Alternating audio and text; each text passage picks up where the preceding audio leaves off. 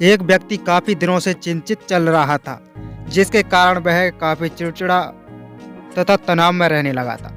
वह इस बात से परेशान था कि घर के सारे खर्चे उसे ही उठाने पड़ते हैं। पूरे परिवार की जिम्मेदारी उसी के ऊपर है। किसी न किसी रिश्तेदार के उसके यहाँ आना जाना लगा ही रहता है।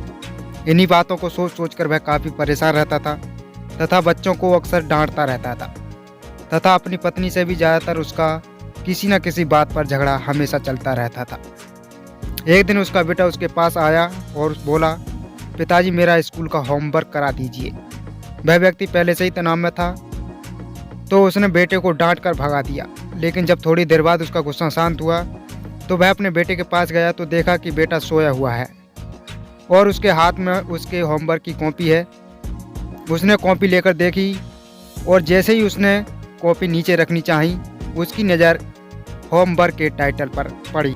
होमवर्क का टाइटल था वे चीज़ें जो हमें शुरू में अच्छी नहीं लगती लेकिन बाद में हमें वे बहुत ही ज़्यादा अच्छी लगती हैं। इस टाइटल पर बच्चे को एक पैराग्राफ लिखना था जो उसने लिख लिया था। उत्सुकतावश उसने बच्चे का लिखा पढ़ना शुरू किया जो बच्चे ने लिखा था। मैं अपने फाइनल एग्ज़ाम को धन्यवाद कहता हूँ, क्योंकि शुरू में ये तो बिल्कुल अच्छे नहीं लगते हैं, लेकिन इसके बाद स्कूल की छुट्टियाँ पड़ जाती हैं तो मुझे बहुत ही ज़्यादा अच्छे लगते हैं। मैं ख़राब स्वाद वाली कड़वी दवाइयों को बहुत धन्यवाद देता हूँ, क्योंकि शुरू में ये तो बहुत ज़्यादा कड़वी लगती हैं, लेकिन ये बीमारी से ठीक करती हैं। मैं सुबह सुबह जागने और जगाने वाली उस अलार्म को भी धन्यवाद देता हूँ, जो मुझे हर सुबह बताती है कि मैं जीवित हूँ। मैं ईश्वर को भी धन्यवाद देता हूँ, जिसने मुझे इतने अच्छे पिता दिए, क्योंकि इनकी डांट मुझे शुरू में तो बहुत बुरी लगती है, लेकिन वो मेरे लिए खिलौने लाते हैं, मुझे घुमाने ले जाते हैं और मुझे अच्छी अच्छी चीज़ें खिलाते हैं। और मुझे इस बात पर खुशी है कि मेरे पास पिता हैं, क्योंकि मेरे दोस्त सोहन के तो पिता ही नहीं हैं। वो बिना पिता के ही अपने जीवन को यापन कर रहा है।